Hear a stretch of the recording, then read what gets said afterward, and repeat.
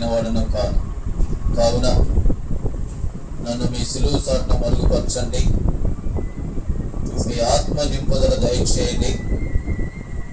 చేరువచ్చినటువంటి మాకును కుటుంబానికి మేలు ఆదరణ కలిగించే మాటలు మాకు వినిపించమని మా ప్రభువును రక్షకుడును యేసుక్రీస్తు యొక్క శ్రేష్టమైన నామములో ప్రార్థించి అడిగి వేడుకుంటూ ఉన్నాము తండ్రి, ఆమేన్. క్రీస్తునందు ప్రియమైనటువంటి వర్లరా, మరి ఇలాగూ మనమందరము మరి స్థలములో చేరి దేవుని యొక్క ఉన్నతమైనటువంటి నామాన్ని ఘనపరచడానికి, స్తుతించడానికి ప్రభువు మనకిచ్చినటువంటి ఈ గొప్ప ఆధిక్యతను బట్టి మనం ఆయనను ఎంతగానో స్తుతించబద్ధులమై ఉన్నాం. మరి ఎందు నిమిత్తమై ఇలాగ చేరి దేవుని నామాన్ని మనం కనపరుస్తూ ఉన్నాము. మరి మొదటిగా మరి హ్యాపీ చెప్పడం జరిగింది. అలాగే మరొకసారి దేవుని దాసుడు అంటే నేను కూడా ఆ విషయాన్ని మీ సన్నిధిలో జ్ఞాపకం చేస్తూ ఉన్నాను. మరి ప్రియ సహోదరి సుశీలమ్మ గారికి, అలాగే ఆమె కుమారుడుకి మరి గతంలో ప్రమాదం ద్వారా కొంత ఫ్రాక్చర్ అవ్వటం జరిగింది. మరి ఆ ఫ్రాక్చర్ మరి దేవుని యొక్క కరుణా హస్తాలతో, ఆయన కృప ద్వారా, ఆయన గాయపడినటువంటి హస్తాలతో ముట్టి స్వస్థపరిచాడు. ఆ సందర్భంగా దేవుడు ఈ కుటుంబం పట్ల చేసినటువంటి మేలును బట్టి, ఉపకారమును బట్టి ఈ స్థితికూటాన్ని ఏర్పాటు చేయటం జరిగింది.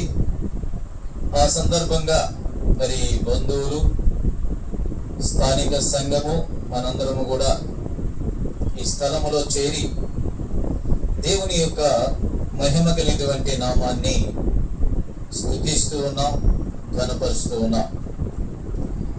ఇంతవరకు కూడా చక్కని కీర్తనలతో మనము దేవుని స్తుతించాము. మరి మన ముందు వాక్య భాగం మిగిలి ఉన్నది. కొద్ది నిమిషాలు క్లుప్తముగా దేవుని మాటలు మనం ధ్యానించునయుండగా ఈ స్థలములో కూడినటువంటి వారు శ్రద్ధగా చెవియొగ్గి ఆలకించి విని ఆత్మీయమైనటువంటి మేలు పొందేవారుగా ఉండాలని ప్రేమపూర్వకముగా మనవి చేస్తూ ఉన్నా. ప్రియమైనటువంటి వాళ్ళారా, వాక్యానికి సహాయంగా చదివినటువంటి ఈ కీర్తనల గ్రంథము 92వ కీర్తనలో మొదటి నుంచి 5 వచనాల వరకు మనం చదువుకొని ఉన్నాం. ఇక్కడ మనం గమనించినట్లయితే యెహోవాను స్తుతించటం మంచిది, మహోన్నతుడా నీ నామమును కీర్తించుటం మంచిది, ఉదయమున నీ కృపను, ప్రతి రాత్రి నీ విశ్వాస్యతను 10 తంతుల స్వరమండలముతోనూ గంభీర ధ్వని గల సితారతోనూ ప్రచురించుట మంచిది. ఇక్కడ మంచిది మంచిది మంచిది అంటూ ఉన్నాడు. ఇది చరిత్రకారులు మోషే మరి రాసినటువంటి కీర్తనగా చెబుతూ ఉంటారు. సరే, ఏదేమైనా మంచిది మంచిది మంచిది. ఏంటి మంచిది అనేది మనం గమనించినట్లయితే యెహోవాను స్తుతించుట మంచిది. రెండవదిగా ఉన్నాడండి, మహోన్నతుడా నీ నామమును కీర్తించుట మంచిది. మూడవదిగా ఆయన కృపను, ఆయన విశ్వాస్యతను ప్రచురించుట మంచిది అనేది మనం చూస్తూ ఉన్నాం.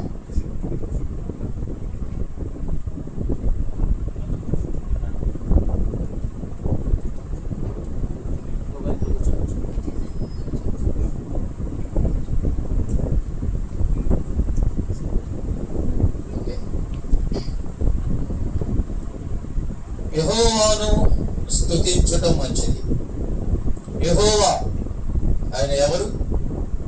సృష్టికర్త అయినటువంటి దేవుడు, సర్వజ్ఞాని అయినటువంటి దేవుడు, సర్వాధికారి అయినటువంటి దేవుడు, నిరంతరము స్తోత్రార్హుడైనటువంటి దేవుడు, నిరంతరము పూజార్హుడైనటువంటి దేవుడు. కనుక ఆయనను స్తుతించుట మంచిది. దేవుడు మన జీవితంలో చేసినటువంటి మేలులను బట్టి, ఉపకారాలను బట్టి ఆయన స్తుతించబద్ధులమై ఉన్నాం. మనం ఇలాగెక్కడ కూడి దేవుని నామాన్ని ఘనపరుస్తూ ఉన్నామంటే మరి కుటుంబంలో ఆయన చేశాడు మేలు, ఆయన చేసినటువంటి ఉపకారం. మరి సుశీల గారికి, ప్రవీణ్ గారికి తెలియటువంటి ఆ యొక్క ప్రమాదములో దేవుడు మరి వారి పక్షాన ఉండి మరి వారిని స్వస్థపరిచాడు. దేవుని వాక్యం మనకి సెలవిస్తూ ఉంది. నిర్గమాకాండములో అన్నాడు, స్వస్థపరుచు యెహోవాను నేనే అన్నాడు. గాయపరచువాడు నేనే, గాయమును కట్టువాడును కూడా నేనే. అనుకోవచ్చు, నాకు ఎందుకు వచ్చింది ఈ ప్రమాదం, ఎందుకు నేను ఈ ప్రమాదానికి గురయ్యాను అని అనుకుంటాం మనం. మరి దేవుని నమ్మినటువంటి వారైనా, దేవుని యందు నమ్మిక లేనటువంటి వారైనా సహజంగా ఆ మాట అనుకుంటూ ఉంటాం. కానీ దేవుని వాక్యం ఏం చదివిస్తూ ఉందంటే, గాయము పెట్టువాడును నేనే, గాయాన్ని కట్టేవాడును కూడా నేనే. విశ్వాసమైనటువంటి మన జీవితాల్లో కొన్ని సందర్భాల్లో అలాగ జరుగుతూ ఉంటాయి.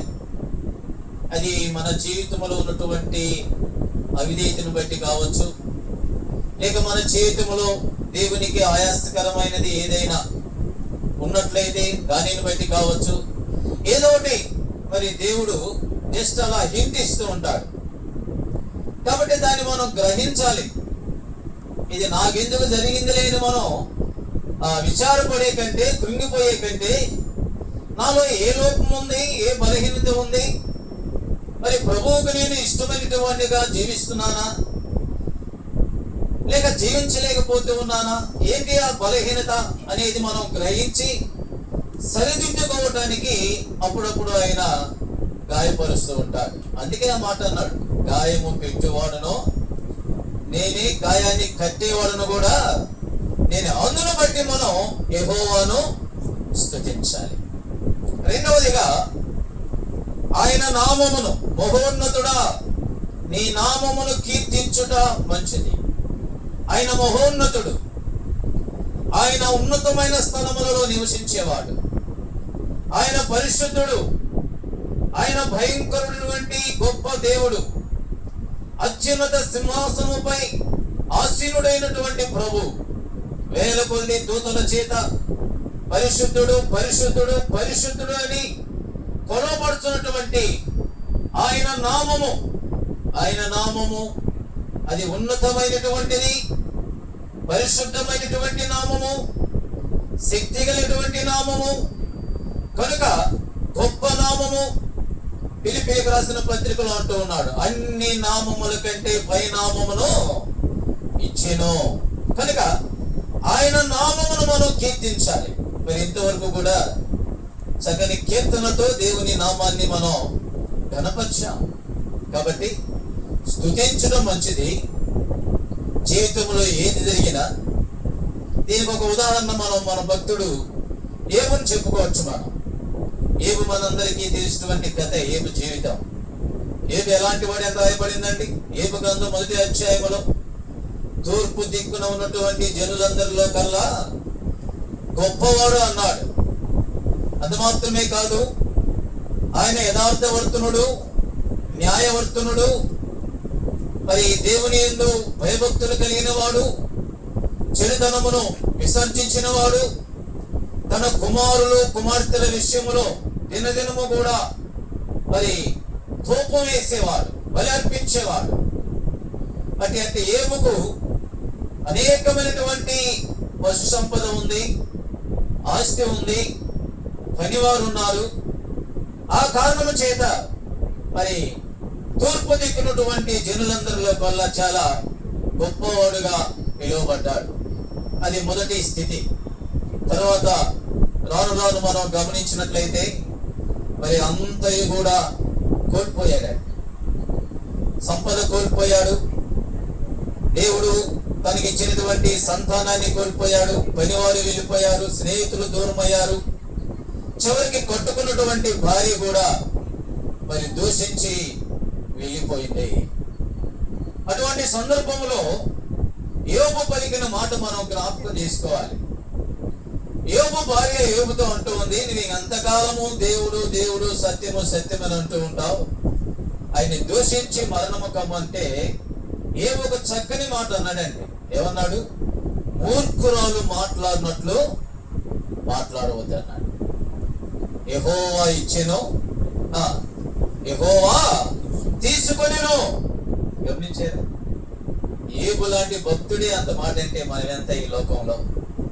దేవుడు మనల్ని విడిచిపెట్టడు, ఎందుకంటే వాగ్దానం ఉంది, ఆయన ఎన్నడూ విడువను ఎడబాయను అన్నాడు. కనుక ఈ వాగ్దానాలన్నీ మన పట్ల ఉన్నాయి, ఆయన విడిచిపెట్టే దేవుడు కాదు. కానీ మన జీవితంలో ఏది జరిగినా కూడా దేవుని స్తుతించడం అనేది చాలా మంచిది, ఆయన నామాన్ని కీర్తించడం అనేది మంచిది. అంత మాత్రమే కాదు, ఆయన కృపను అలాగే ఆయన విశ్వాస్యతను మనము ప్రచురించుట లేక ప్రకటించుట మంచిది. ఈ రీతిగా దేవుడు చేసిన కార్యాలను బట్టి సంఘాన్ని పిలిపించుకొని, బంధువులను పిలిపించుకొని, దేవుని యొక్క అమూల్యమైనటువంటి ఆ సువార్త, ఆయన చేసినటువంటి ఆ కార్యాలు, ఆయన చేసినటువంటి ఆ మేలులను ప్రకటించుట లేక ప్రచురించుట మంచిది అనేది మనం చూస్తూ ఉన్నాం. ఇప్పుడు సహోదరి సుశీలమ్మ గారు ఈ పని చేస్తుందండి. దేవుని నామాన్ని ప్రచురిస్తూ ఉంది సంఘం ద్వారా, బంధువులను పిలిపించుకొని, దేవుడు చేసినటువంటి కార్యాలను బట్టి. అందుకే 4వ వచనంలో అంటున్నాడు, ఎందుకనగా యెహోవా నీ కార్యము చేత నీవు నన్ను సంతోషపరుచుచున్నావు, నీ చేతి పనులను బట్టి నేను ఉత్సాహించుచున్నాను అంటూ ఉన్నాడు. ఆయన కార్యాల ద్వారా మనను సంతోషపరిచేవాడై ఉన్నాడు. 103వ కీర్తన అన్నాడు, మేలుతో మా హృదయాలను తృప్తిపరుచు ఉన్నాడు అంటున్నాడు భక్తుడు. కనుక ప్రియమైనటువంటి వాళ్ళరా, మరి స్తుతించే విషయంలో కింద 5వ వచనాన్ని మనం చూసినట్లయితే, యెహోవా నీ కార్యములు ఎంత దొడ్డవి, నీ ఆలోచనలు అతి గంభీరములు అంటూ ఉన్నాడు. ఆయన మన పట్ల చేసే కార్యాలు ఎంత దొడ్డవి. దొడ్డవి అంటే అర్థం ఏంటండి? అవి గొప్పవి అని, గొప్పవి. వాటిని వివరించడానికి కూడా మన జ్ఞానం సరిపోదు. దేవుడు తనను నమ్మేటువంటి బిడ్డల పట్ల అట్టి కార్యాలు జరిగిస్తూ ఉంటాడు, అట్టి మేలులు. దేవుడు ఎన్నో మేలులు చేసి మనకు కనబడుతూ ఉంది. కానీ ఇవి కనబడిన మేలులు ఎన్నో ఉన్నాయి. కొరింథీయులకు రాసిన 1వ పత్రికలో అంటాడు, ప్రభు మన పట్ల చేసే ఆ మేలులు అనేవి కంటికి కనబడవు, చెవికి వినబడవు, హృదయమునకు గోచరము కావు అన్నాడండి 1వ పత్రికలో. కాబట్టి ఎన్నో మేలులు ఆయన మన పట్ల, మన కుటుంబాల పట్ల, మన భౌతిక సంబంధమైనటువంటి జీవితం పట్ల, ఆత్మీయమైనటువంటి జీవితం పట్ల ఎన్నో మేలులు చేస్తూ ఉంటాడు, ఎన్నో కార్యాలు చేస్తూ ఉంటాడు. కనుక ఆయన కార్యాలు మన ఊహకు అందనటువంటివి, ఆయన కార్యాలు ఎంతో గొప్పవి అనేది మనం చూస్తూ ఉన్నాం. అంత మాత్రమే కాదండి, ఇక్కడ అంటూ ఉన్నాడు, నీ ఆలోచనలు అతి గంభీరములు. ఆయన ఆలోచన ఎలాంటి అంట? అతి గంభీరమైనటువంటివి. అసలు ఆయనకు ఉన్నటువంటి నామములలో అదొక నామం ఆయనకి. యెషయా గ్రంథం 9వ అధ్యాయం 6వ వచనంలో రాయబడి ఉన్నది కదండి, ఆయన ఆలోచన కర్త అన్నాడు. అక్కడ 5 మాటలు రాయబడి ఉన్నాయి, అట్లా ఇదొక మాట. ఆయన ఆలోచన కర్త. ఆయన మనకు ఆలోచన చెప్పి మనలను నడిపించేవాడు. ఆయన ఆలోచన చొప్పున, ఆయన ఆలోచనలు అతి గంభీరమైనటువంటివి, ఆయన ఆలోచనలు అసమానమైనటువంటివి, ఆయన ఆలోచనలు గొప్పవి అనేది మనం చూస్తూ ఉన్నాం. కనుక వీటన్నిటిని బట్టి మనం దేవునిని ఎంతగానైనా స్తుతించబద్ధులమై ఉన్నాం. ఏమైనా వాళ్ళారా, దైవ గ్రంథం అంతా కూడా స్తుతుల మీద మరి ఉన్నట్లుగా మనం చూడగలమండి.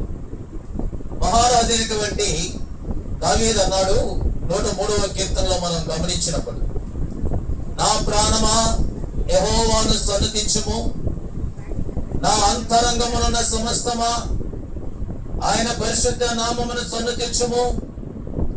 నా ప్రాణమా యెహోవాను సన్నుతించుము, ఆయన చేసిన ఉపకారములలో ఏమన్నాడండి, దేనిని మరొకము. అంటే దావీదు పట్ల దేవుడు ఎన్నో మేలు చేశాడు. కనుక దావీదు పట్ల చేసినటువంటి ఆ మేలును బట్టి రాజైనటువంటి దావీదు గారు పలికిన మాట, ఆయన చేసిన మేలులలో దేనిని కూడా నీవు మరువవద్దు.